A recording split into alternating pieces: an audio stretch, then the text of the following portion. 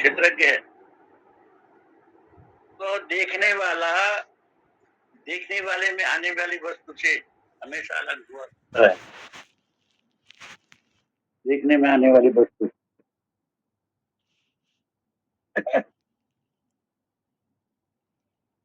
जो क्षेत्र को जानता है वो क्षेत्र बोला जगह है। तो क्षेत्र जो है वो दृश्य है और क्षेत्र गुजरता है। तो क्षेत्रज्ञ बोलो, दृष्टा बोलो, साक्षी बोलो, सब एक ही नाम है। ये जो आत्म वस्तु है ये अहम वाच वस्तु है। अहम एक इदम वाच है जो क्षेत्र है और एक है अहम वाच जो आत्मा है। तो अपना आपा मैं हूँ, अपना आपा मैं हूँ, ये तो अपना आपा है। क्षेत्रज्ञ है, दृष्टा है, साक्षी है। ये शरीर जो है वो दृश्य है महाराज, इदम वाच है। इसको क्षेत्र बोला गया है। शरीर का स्वभाव कैसा है? शीर्यते शरीर, शीर्यते जिसको जिसका धीरे धीरे क्षरण हो रहा है। शीर्यते क्षीण हो रहा है, क्षरण हो रहा है, चल रहा है, विकारी हो रहा है। गायते अस्ते वर्धते पर्णते क्षीयते विनश्यते।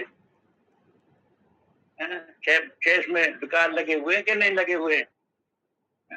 जायते अस्ते वर्धते पर्णते क्षीयते विनश्यते।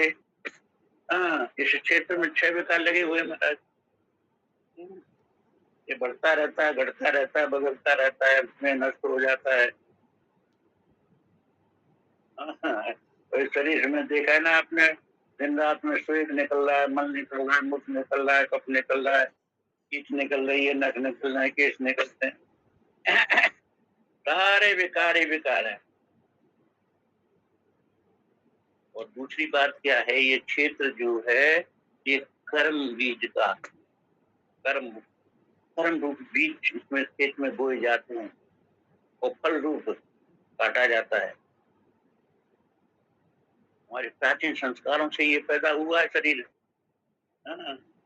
जो जस करें तो फल चाखा और कर्म प्रधान विश्व रच राखा। मिल रहा है वही तुमको जो कि पहले से दिया है, उसी का फल सामने वासुदेव जैसा किया है।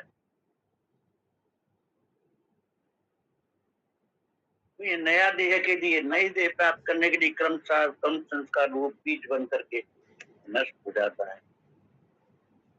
शरीर कैसा है? परिच्छिन्न रूप है, जड़ है, अनित्य है। दूसरी सबसे इम्पोर्टेंट बात क्या है कि ये पर प्रकाश है, स्वयं प्रकाश नहीं, पर प्रकाश, दूसरे के प्रकाश से प्रकाशित होता है। और दूसरी बात बताइए मित्र, उसके अनेक रूप है हमारा।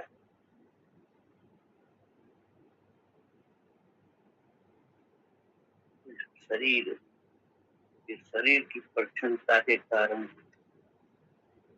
अपरिच्छिन्न आत्मा जो है ना, वो भी परिच्छिन्न सा प्रतीत होता है। तादात्म्य हो जाता है ना आत्मा का। आत्मा का जड़ जो चेतन के साथ जब तादात्म्य हो जाता है ना, तो आत्मा है अपरिच्छिन्न। उसके साथ तादात्म्य हो गया तो ये भी आत्मा भी परिच्छिन्न दिखाई देने लगा कि नहीं, महसूस होने लगा कि नहीं लगा। तभी तो हम बोलते हैं हम है नित्य शुद्ध बुद्ध मुक्त आत्मा, हमें अविनाशी। और इस शरीर के साथ में मिलकर के हम अपने आप को जन्मने मरने वाला मानने लग जाते हैं कि नहीं मानने लग जाते। जब तो मेरा कभी जन्म हुआ नहीं, मरूंगा भी नहीं, लेकिन मैं मरने वाला जन्मने वाला मानने लग। क्यों? क्योंकि परिच्छिन्न के साथ में मैंने अपना तादाद कर लिया, इस कारण। अब प्रश्न ये उठता है, क्या यही शरीर मेरा स्वरूप है क्या?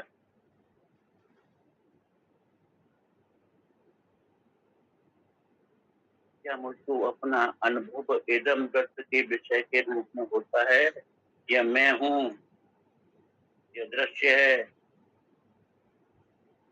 लेकिन वास्तव में देखा जाए तो यह जो दृश्य है और मैं ये इसका दृष्टा हूँ। तो जब मैं इदम का दृष्टा हूँ तो इदम बात में कभी हो ही नहीं सकता है? मैं इदम बात नहीं हो सकता। ओके, यह के होने न होने को जानने वाला तो मैं हूँ। हाँ, यह के होने और न होने दोनों को जानने वाला मैं हूँ। इसके भाव और भाव का दोनों का दृष्टा मैं ही हूँ। इदम के भाव और भाव का दृष्टा मैं हूँ, अहम। मैं इदम तो कभी हो नहीं सकता।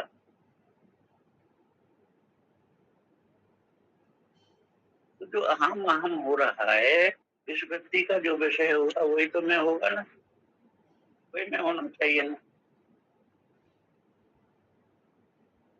शरीर क्या है? दृश्य है, जड़ है। और जड़ क्या है? जड़ की परिभाषा क्या है? जड़ की परिभाषा जो अपने को भी नहीं जाने और दूसरे को भी जाने। और दूसरा चेतन, चेतन की परिभाषा जो अपने को भी जाना और दूसरे को भी जाना। इसी ये स्पष्ट होता है, इसी ये स्पष्ट होता है, स्पष्ट होता है कि मैं ये शरीर नहीं हूँ। हाँ, शरीर शरीर का धर्म है तो वो विकारी है। मेरा धर्म है मैं निर्विकारी हूँ। शरीर का धर्म है विकारी, क्योंकि उसमें छह बात बताई थी। जायते अस्य वर्धते विपणते क्षीयते विनश्यते, ये बातें बताई थी। वो इसलिए भी शरीर विकारी है। और मेरे में छह बात में एक भी नहीं है, मैं निर्विकारी हूँ। न जन्म होता है न मरता हूँ।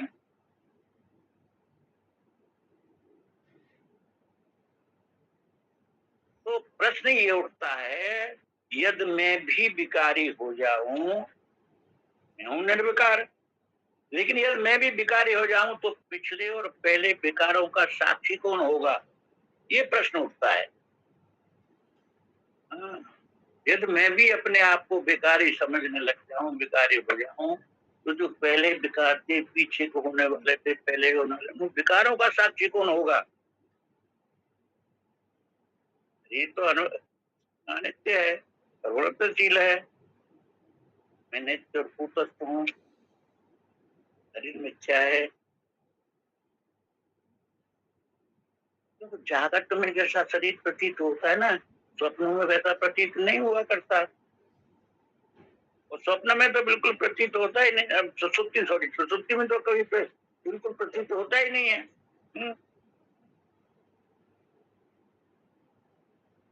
तो महाराज अपनी प्रतीति के लिए देश काल वस्तु और साक्षी के हाथ से दिए रहता है हमेशा। ये जो शरीर जो तो साक्षी के हाथ से रहता है। मैं सत्य हूँ, अभी नहीं, अभी जाओ। मैं सत्य हूँ। जागृत का, स्वप्न का, सुसुप्ति का, समाधि, सारी अवस्थाओं का मैं साक्षी हूँ। ये अवस्थाएं आती जाती है, तो मैं जैसा का तैसा ही। मैंने स्वप्न को भी देखा है, हाँ, मैंने जागृत को भी देखा, स्वप्न को भी देखा, सुसुप्ति को भी देखा, समाधि को भी देखा। सारी अवस्थाओं का मैं साक्षी हूँ।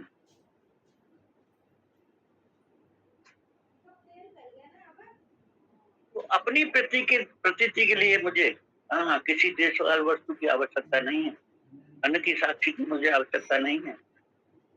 तो मैं स्वयं प्रकाश, स्वयं प्रकाश। और शरीर जो है ये भासमान मिथ्या है।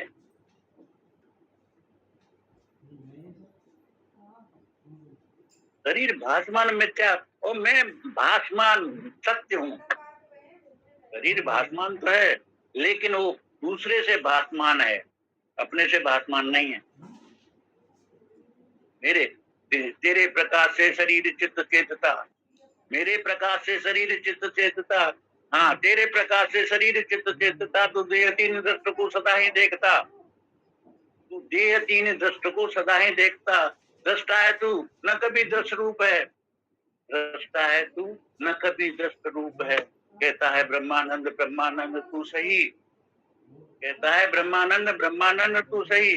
बात ये पुराण वेद शास्त्र में कही, पुराण वेद शास्त्र में यही बात का वर्णन किया हुआ है कि तू दृष्टा तीनों तीनों तीनों जागत का भी, स्वप्न का भी, सुषुप्ति का भी, समाधि का भी, सबका दृष्टा है। तो ये सारे के दृश्य, सारे दृश्य हैं, दृश्य हैं। सच्चाई क्या है? सच्चाई ये है कि भान, इसके ऊपर बहुत हमारे अकर्णा जी ने बहुत जोर डाला है। भान मीन्स ज्ञान, ये चेतन है। भान, भान जो है ज्ञान है, ये चेतन है। और उसी में भासमान दृष्टा में और भासमान दृश्य यह का भान हो रहा है। भासमान कौन है? दृष्टा में, और भासमान दृश्य यह, इसका भान हो रहा है उसी चेतन में, उसी में।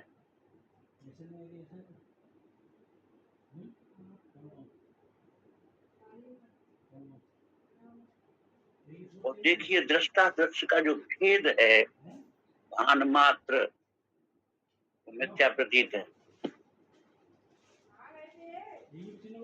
भान मात्र मिथ्या प्रतीत है।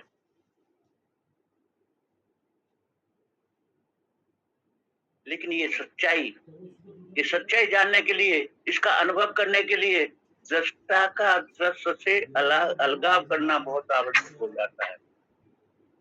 इस सच्चाई को जानने के लिए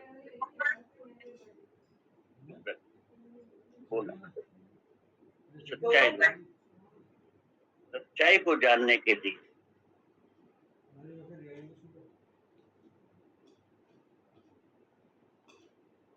दृष्टा का दृश्य से अलगाव करना आवश्यक, क्योंकि अज्ञान के कारण सत्य दृष्टा का मिथ्या दृश्य के साथ जो मिथुरीकरण हो गया है, अज्ञान के कारण सत्य का असत्य के साथ में, दृष्टा का दृश्य के साथ में जो मिथुनीकरण आपस में मिल गए हैं, मैं यह हूँ अथवा यह मेरा है, यह अध्यास हो गया है, जड़ चेतन है, ग्रंथ पड़ गई।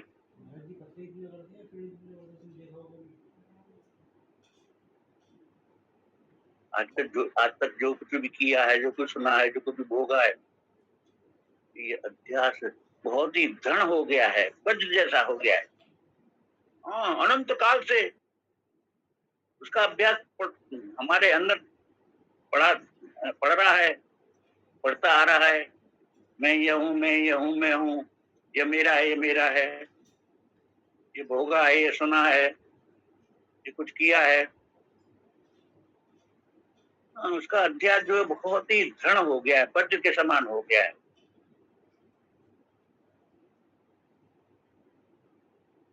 हम इस इंद्री के साथ में, हमने शरीर के साथ में, मन बुद्धि के साथ में, इनके धर्मों के साथ में एक हो गए। इतने एकाकार हो गए हैं, हमें शरीर को अपना स्वरूप मानने लग गए हैं, शरीर को ही मैं मानने लग गए हैं।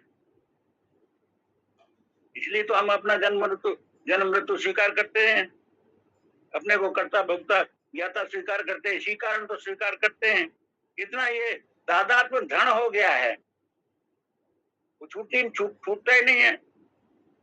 मैं करता हूँ, भोगता हूँ, ज्ञाता हूँ, मैं जन्मने वाला, मरने वाला हूँ, ये हमेशा लगा हुआ है।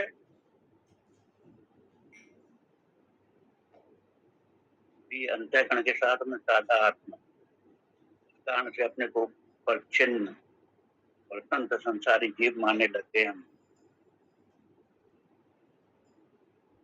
और अपने को दूसरों से पृथक मानने लगते।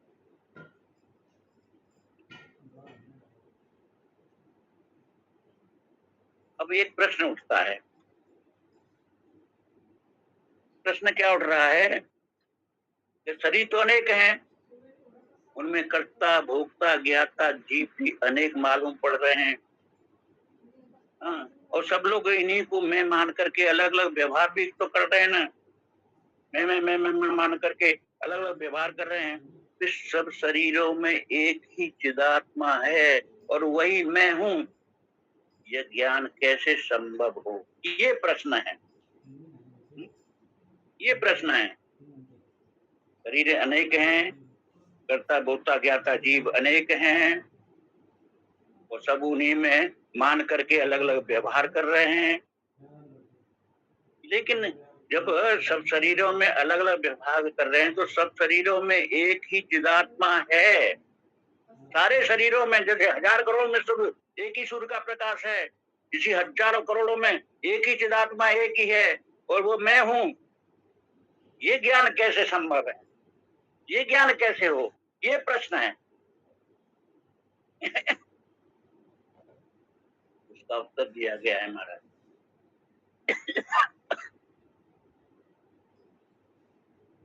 देखिए, कर्ता भोक्ता का नाम दृष्टा या क्षेत्रज्ञ नहीं है।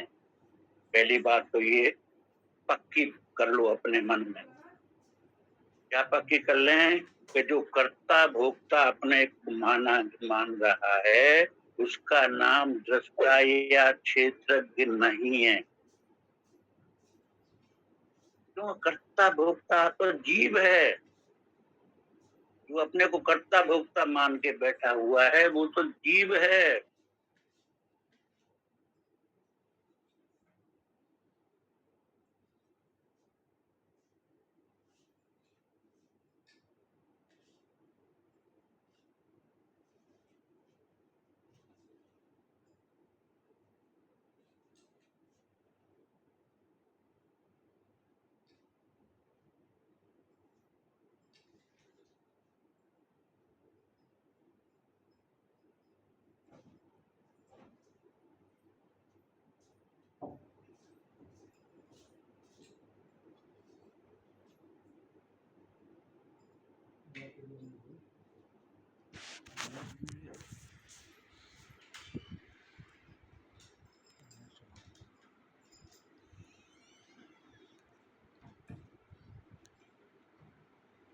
किवाड़ खोल दो, नेट नहीं आ रहा, किवाड़ खोल दो ना,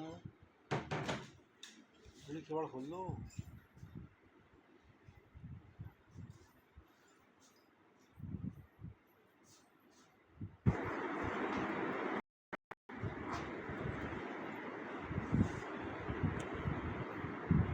तो महाराज ये क्षेत्रज्ञ जो है ना वो अंतःकरण के साथ में तादात्म्य करके ही अपने आप को जीव संज्ञा मान रहा है।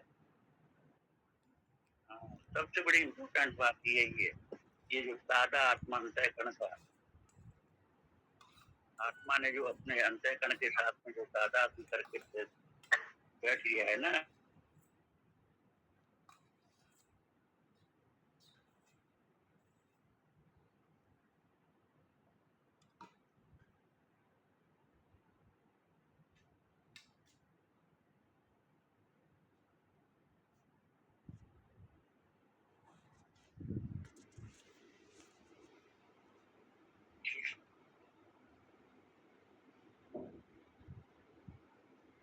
सुषुप्ति के अज्ञान का ज्ञाता और सुषुप्ति के सुख का भोक्ता, क्या सत्य शरीर भिन्न अनुभव किए जा सकते हैं क्या? सुषुप्ति के अज्ञान का ज्ञाता, सुषुप्ति में अज्ञान है, सुषुप्ति में जो अज्ञान का ज्ञाता है, सुषुप्ति सुख का भोक्ता है, वह हर एक शरीर में अलग अलग अनुभव किए जा सकते हैं क्या? नहीं किए जा सकते। अरे समस्त सुषुप्ति, हाँ, समस्त प्राण यही तो ईश्वर है। समस्त प्राण ही ईश्वर है।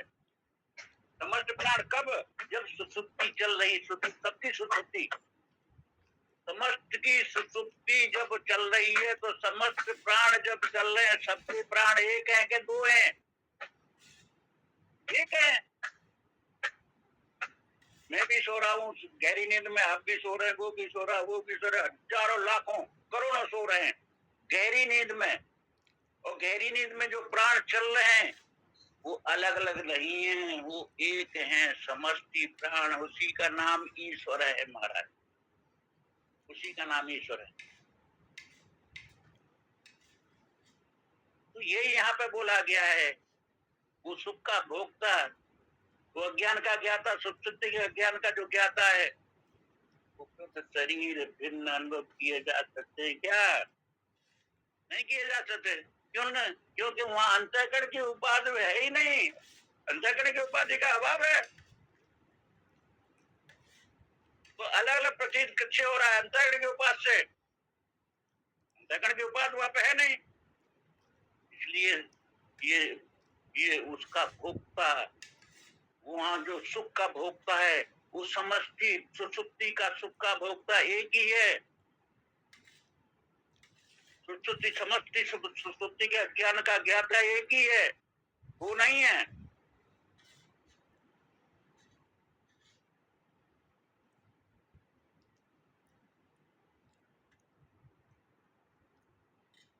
जो जीवों के अलग अलग भेद हैं, परस्पर भेद जो प्रतीत हो रहे हैं ना, वो केवल जागृत और स्वप्न अवस्था में सिद्ध हो रहे हैं, प्रतीत हो रहे हैं, बाकी नहीं। जागृत और सुषुप्त अवस्था में हमारे अंतःकरण काम कर रहे हैं, और अंतःकरण के जागृत होने से ये भेद प्रतीत हो रहा है।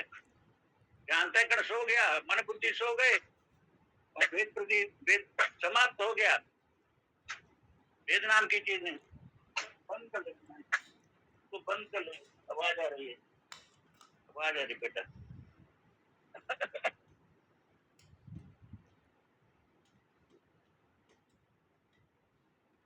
तो क्षेत्रज्ञ जो है ना, क्षेत्रज्ञ आत्मा, वो तो जागृत और सुषुप्ति में एक ही है, किंतु अविद्या के कारण जागृत और स्वप्न की उपाधि के भेद को क्षेत्रज्ञ में आरोपित करके क्षेत्र में भी भेद का आरोप किया जाता है।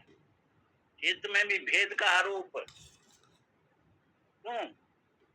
अविद्या के कारण जागृत स्वप्न में जो उपाधि भेद है, उसके कारण भेद है, अंतःकरण की उपाधि के कारण भेद है।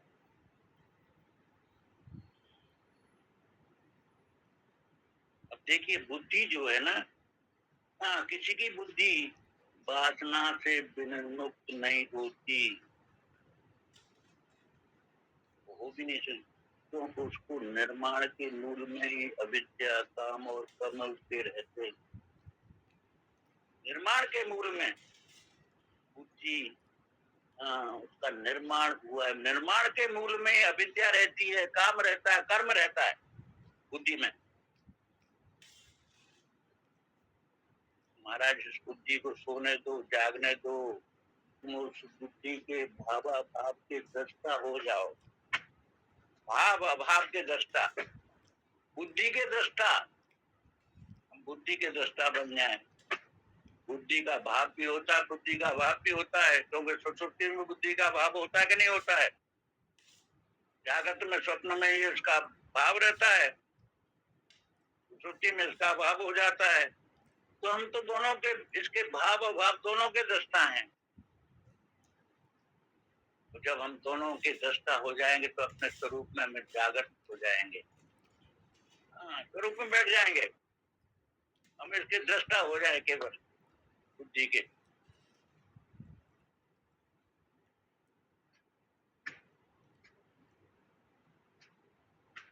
देखिए, ज्ञान में कभी भेद नहीं हो सकता, सामान्य ज्ञान, सामान्य ज्ञान की बात कर रहा हूँ, सामान्य ज्ञान में कभी भेद नहीं हो सकता।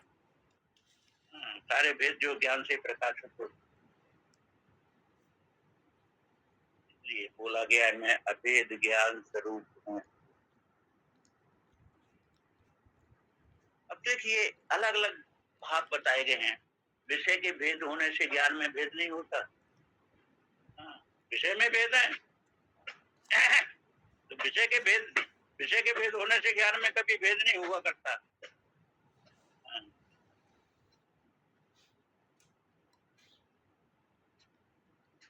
विषय अलग अलग हैं।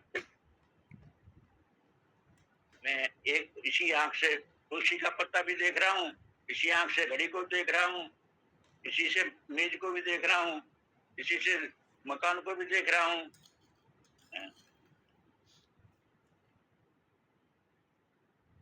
तो दृष्टा और नेत्र में ज्ञान एक ही है, यदि विषय अलग अलग हैं। तो मैं देखने वाला एक, वो विषय कितने? हजारों। उसी ज्ञान आंख से मैं तुलसी का पत्ता देखा, उसी से मेज देखा, उसी से पुस्तक देखी, उसी से हजारों चीजें देखें। तो दृष्टा और नेत्र ज्ञान एक ही है, अलग अलग है। तो अलग अलग विषय को देखने वाला मैं एक, तो विषय के भेद होने से ज्ञान में कभी भेद नहीं होता है, कहने का मतलब। और दूसरी बात क्या है, इंद्रियों के भेद से भी ज्ञान में भेद नहीं होता है महाराज। हाँ, इंद्रियों के भेद से भी ज्ञान में भेद नहीं होता है।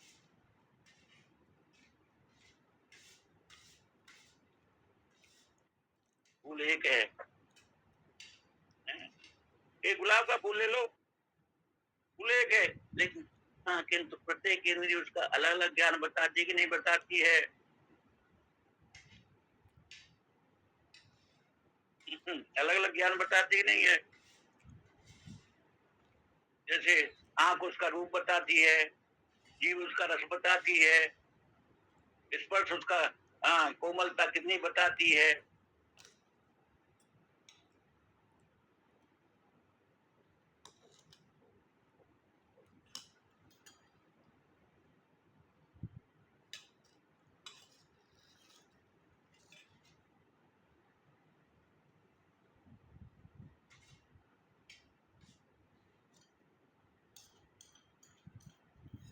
भी एक है, नहीं अलग अलग है।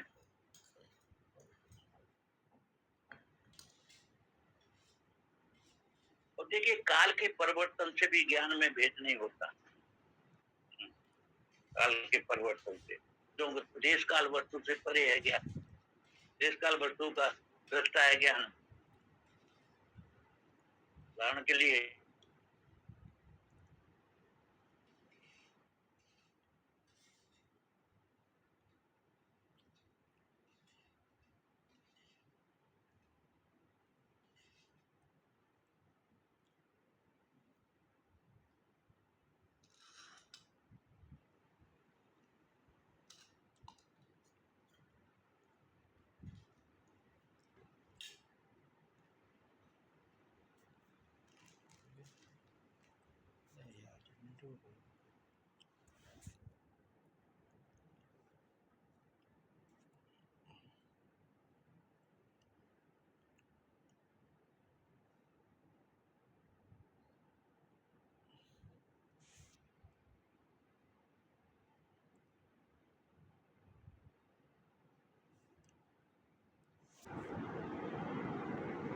ऊपर नीचे सारी दिशाओं को मैं जानने वाला हूँ, इसलिए मैं देश से परे सबका दृष्टा हूँ, सारी दिशाओं का मैं दृष्टा हूँ।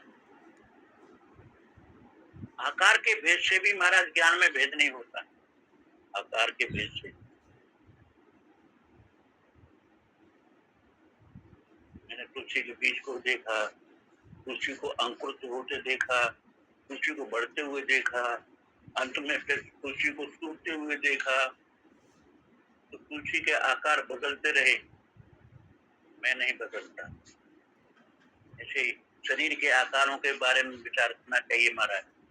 हाँ, जायते वर्षते, जन्म हुआ, फिर बड़ा हुआ, फिर जवान हुआ, फिर दाढ़ी मुझ सफेद हो गए और जर्जर हो गया, मरने की तैयारी हो गई। महाराज, ये सब बदलता रहता है, लेकिन मैं कभी बदलने वाला नहीं। जो त्यों काल एक रस रस। अब जागृत स्वप्न सुसुप्ति अवस्थाओं के भेद से भी ज्ञान में भेद नहीं है। अरे मिनट, मुझे उधर जाना पड़ेगा, थोड़ी गड़बड़ कर रही है यहाँ पर भी क्या बात। एक मिनट बताता हूँ मैं।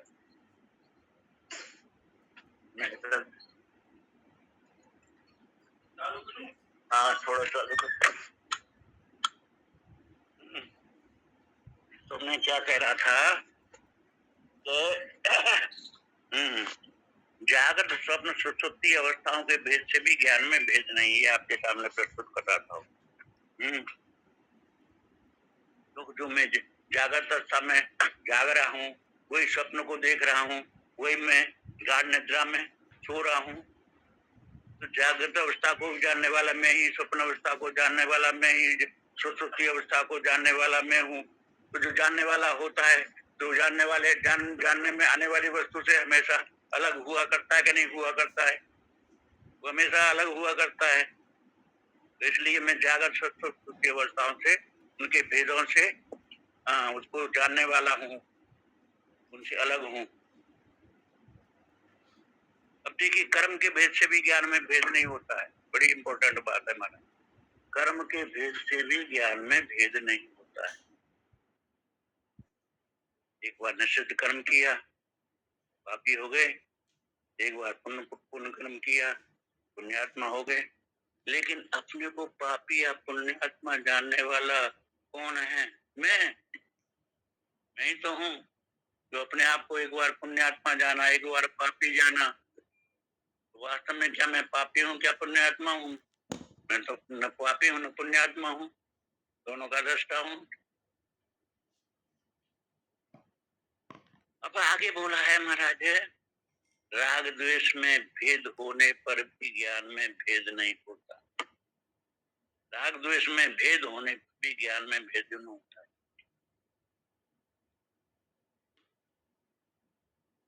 आप किसी से शत्रुता करो, किसी से मित्रता करो, अंतःकरण तुम्हारा दर्पण के समान है। इसमें आया हट गया, ये कोई चिपकता है क्या कोई चीज? अरे महाराज, मन जब विषयकार बनता है तो विषयों से प्रेम होता है, और जब रामाकार बनता है तो राम से प्रेम होता है। तो वहां विषयों से प्रेम हो रहा था, अब राम से प्रेम हो रहा है। कौन सी चीज वहां छुपक गई? रामाकार वृत्ति चुपकी, न विषयाकार वृत्ति चमकी। तो किसी से मित्रता करो या शत्रुता, अंतःकरण तो दर्पण के समान है। उसके सम्मुख जिस रंग की वस्तु हो वैसी तो वो दिखा देगा ना। लाल को लाल दिखा देगा, हरे को हरा दिखा देगा। शत्रु मित्र सन्मुख आया तो अंतःकरण में राग द्वेष प्रकाशित हो जाता है।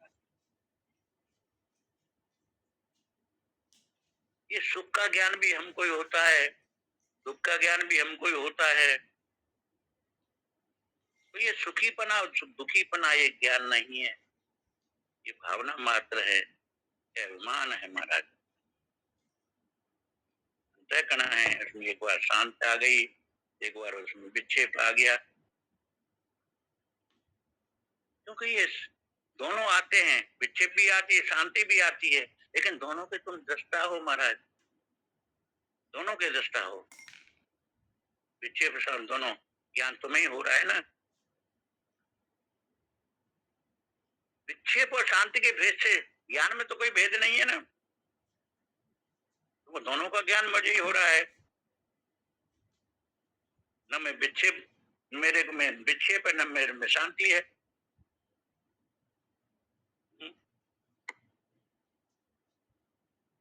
तो समाधि है, वो भी एक काल में होती है, उसी का एक समय है, वो टूट जाती है।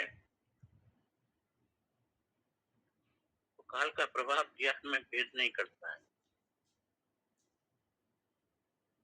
जब काल का प्रभाव जो है ज्ञान में नहीं करता है, फिर समाधि और विक्षेप का प्रभाव ज्ञान में क्या करेगा महाराज?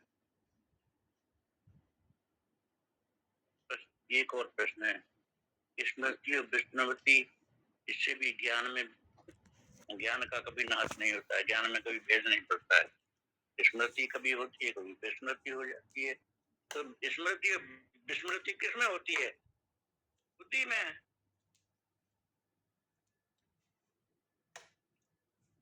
अब मान लो एक घड़ा रखा हुआ, आपको घड़े की स्मृति नहीं है, तो क्या घड़ा नष्ट हो गया क्या? घड़े का ज्ञान नष्ट हो गया? नहीं हुआ, दोनों नहीं हुए। हमारा ज्ञान ऐसा तथ्य है जो विषय, इंद्रिय, अवस्था, देश, काल, विच्छेषण आदि, हाँ, सबके नष्ट होने पर नष्ट नहीं होता है।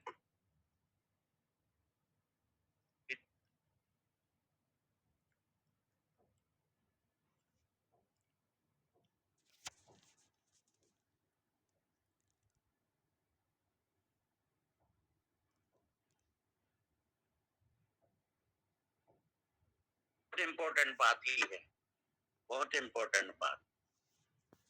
वो क्या है कि शरीर अलग अलग हैं, अंतःकरण अलग अलग हैं। उनके होने पर जो ज्ञान है उसमें कोई भेद नहीं होता। ज्ञान ही हमारा आत्मा है। हर एक अंतःकरण जो अलग अलग जो अहम अहम अहम हो रहा है, मैंने ये देखा, मैंने ये पाया, मैंने ये खोया, मैंने ये जाना, ये अहंकार के पृथकत्व से ही ज्ञान आत्मा में भेद नहीं होता। ये अहंकार के कारण पृथकता है। वो अलग पृथकता से भी ज्ञान ज्ञान आत्मा में कोई भेद नहीं होता है। तो सारे शरीरों में अहम अहम हो रहा है, इस बात को कौन जानता है? सबके शरीरों में अहम अहम अहम अहम हो रहा है, इस बात को कौन जानता है? इस बात को ज्ञानी तो जानता है ना। ज्ञान के द्वारा तो ज्ञात होता है।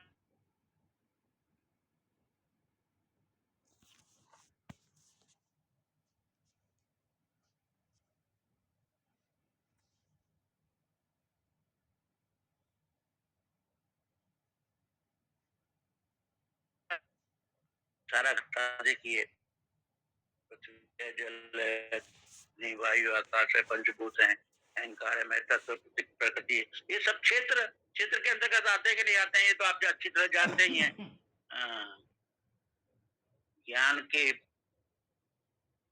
ज्ञान में भेद डाल सके ये सामर्थ्य किसी में नहीं है महाराज।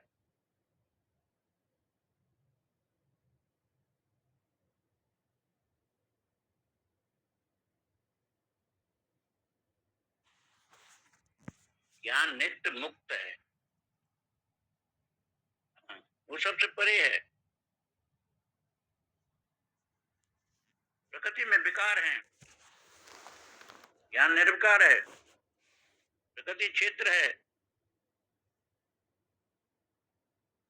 इन सबका ज्ञाता है, इसलिए ज्ञान में कोई भेद नहीं है। ऐसा ज्ञान हमारा स्वरूप है हमारा। ऐसे ज्ञान में महाराज कोट ब्रह्मांड अपनी उत्पत्ति स्थिति प्रलय के साथ में स्तुत हो रहे।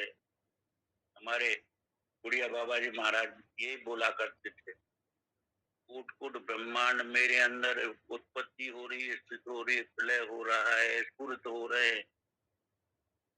मैं अनंत देश, अनंत काल, अनंत ब्रह्मांड कोट पर्यंत समस्त प्राणी सारा मेरे में स्फुरित हो रहा है, ऐसा वो बोला करते थे। अब ये अवस्था उनकी कितनी उच्च कोटि की अवस्था होगी कि अनंत ब्रह्मांड मेरे में स्फुरित हो रहे, विलय हो रहे हैं, उत्पन्न हो रहे हैं, विलय हो रहे हैं।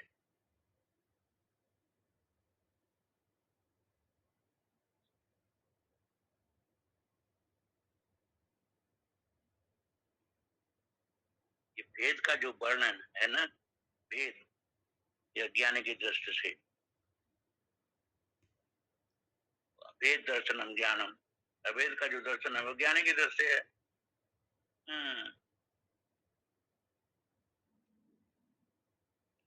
तो शास्त्र केवल अज्ञानी के लिए, ज्ञानी के लिए शास्त्र थोड़ा ही है, अज्ञानी के लिए शास्त्र है। तो अज्ञानी को ज्ञानी की दृष्टि प्राप्त कराना, ये शास्त्र का लक्ष्य है महाराज। ज्ञानी की दृष्टि अज्ञानी को मिल जाए।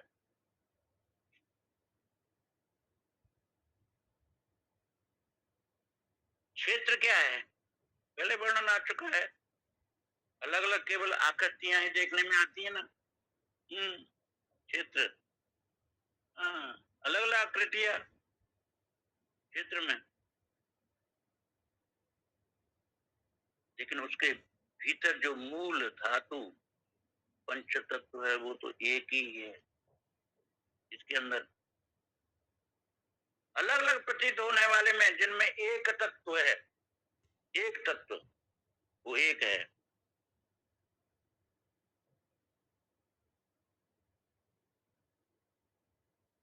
क्षेत्र को भी महाराज जो अनेक कहा जाता है ना, वो मात्र अनेकता की प्रतीत का अनुवाद है।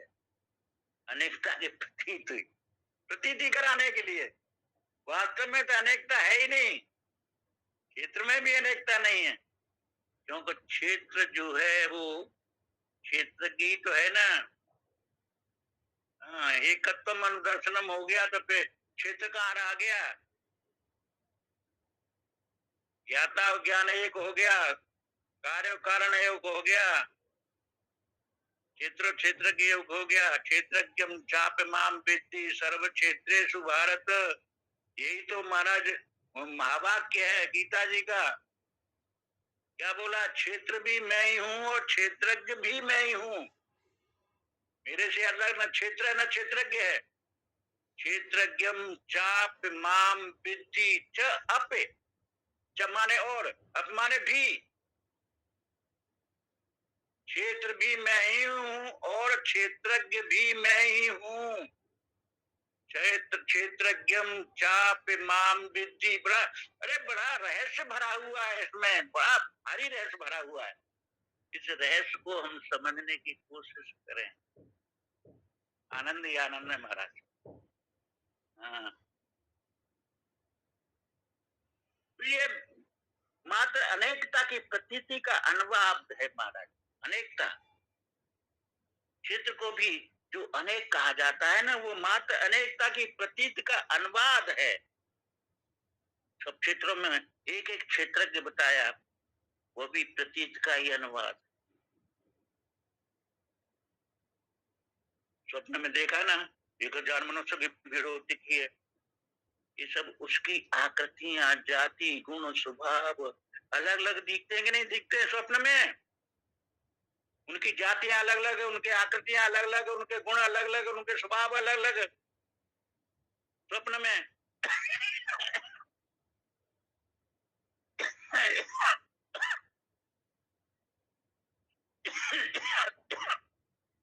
महाराज स्वप्न में क्षेत्र बहुत दिखते हैं। उन सब क्षेत्रों में अलग अलग क्षेत्र भी जान पड़ते हैं ना, परंतु तत्वतः क्या है, स्वप्न में सब पशु पक्षी कीट पतंग देवता मनुष्य में आत्मा एक ही है। वो मन ही है, वहां पर मन के सिवा है क्या। देखने वाला भी मन और दिखने वाला भी मन, सारी सृष्टि बना डाली। अलग क्या है वहां पे, दिखने वाला भी वो, देखने वाला भी वो है।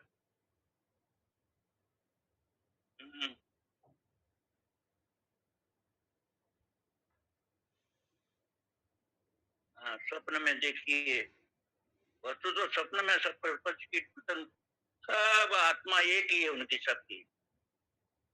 स्वप्न में तत्वदृष्टि नहीं थी, तत्वदृष्टि नहीं थी।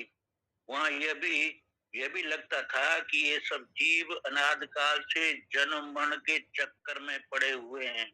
ये रागी है, द्वेषी है, ये सुखी है, ये दुखी हैं। और आगे कितने जन्म में लेकर के ये मुक्त होंगे, ये भी। स्वप्न में कोई महात्मा, कोई साधक तो कोई पापी भी लगते थे। हाँ, तरह तरह के आदमी मिलते हैं, लेकिन वो है क्या, मेरे सिवा कोई है वहां। जितना भी स्वप्न में देखा, पचेड़ा देखा, प्रपंच देखा, वो मेरे सिवा कोई था, मेरे से अलग कोई था वहां पे। अरे वो सब कुछ मैं ही था, जितना भी दिखाई पड़ रहा था मैं ही था। तो ज्ञान की ये चौथी जो भूमिका है ना, चौथी भूमिका ज्ञान की, बड़ा इम्पोर्टेंट ये सब्जेक्ट है हमारा। ज्ञान की जो चौथी भूमिका है, उसमें प्रपंच जो है स्वप्नवत प्रतीत होता है।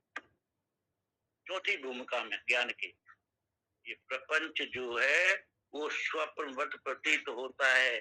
जैसे स्वप्न देखते समय ये जाग पड़े कि ये स्वप्न है, उस समय वो निश्चित हो जाता है कि अपना और दूसरे का देह जो है वो कर्ता भोक्ता नहीं है।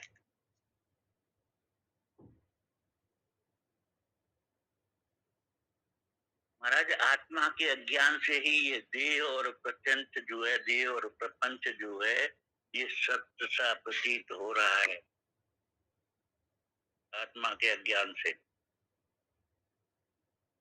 ये शरीर भी और ये प्रपंच संसार भी सत्य सा प्रतीत हो रहा है। भान जो है, भान, ये आत्मा से अलग नहीं है।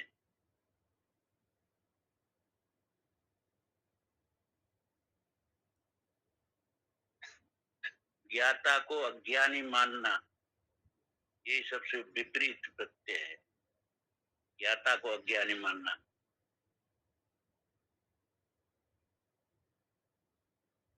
अविद्या क्या है? अविद्या ये है कि हम अज्ञान स्वरूप होकर के अपने को अज्ञानी मान रहे हैं, ये अविद्या। हम हैं ज्ञान स्वरूप, मान रहे हैं अपने आप को अज्ञानी।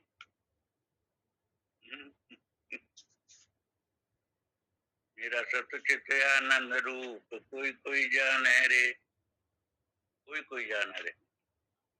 मैं ज्ञान स्वरूप हूँ, लेकिन फिर भी मैं अपने आप को जन्मने वाला, मरने वाला मान रहा हूँ, सुखी दुखी मान रहा हूँ, कर्ता भोक्ता मान रहा हूँ। जो यज्ञ है वो ज्ञाता नहीं है, वो ज्ञाता हो नहीं सकता है, और जो ज्ञाता है वो अज्ञानी नहीं हो सकता है। अब प्रश्न उठता है, हम क्या हैं?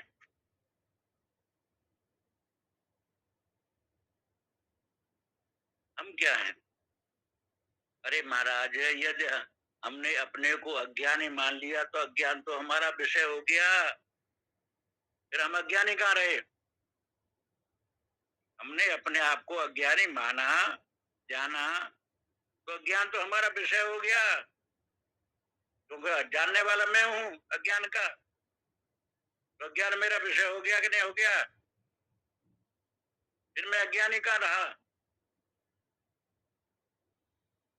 वास्तव में हम ज्ञान स्वरूप हैं, स्वयं प्रकाश ब्रह्म। हम अज्ञानी है ही नहीं। अब प्रश्न ही उठता है, तो अज्ञान कहाँ है? प्रश्न ही उठता है, हम अज्ञानी नहीं है तो फिर अज्ञान है कहाँ? किसको है?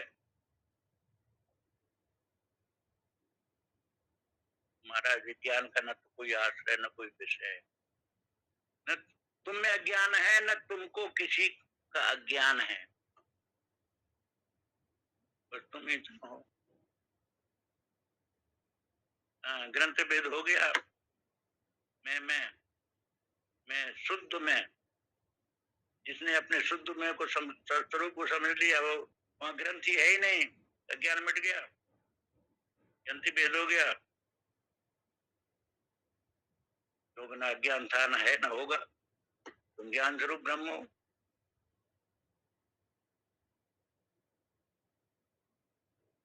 देखिए, क्षेत्र से भिन्न क्षेत्रज्ञ है, ये तो मानते हैं, लेकिन ब्रह्मात्मा से वो दोनों अभिन्न है।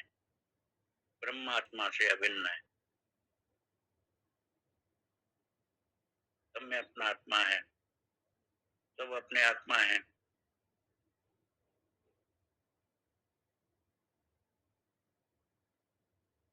ये आत्मा और जगत का कैसा भाव है? जैसे सूत में ओतप्रोत, वस्त्र में सूत जैसे ओतप्रोत है ना। कौन सा श्लोक है वो? सूत्रे मनगणाय वो। महाराज, ये आत्मा और जगत का वस्त्र में सूत जैसा ही ओतप्रोत भाव है।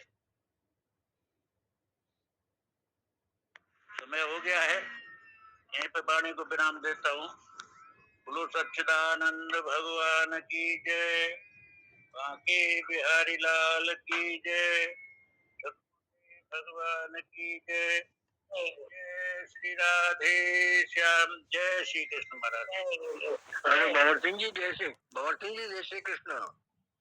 जय श्री कृष्ण। जय श्री कृष्ण।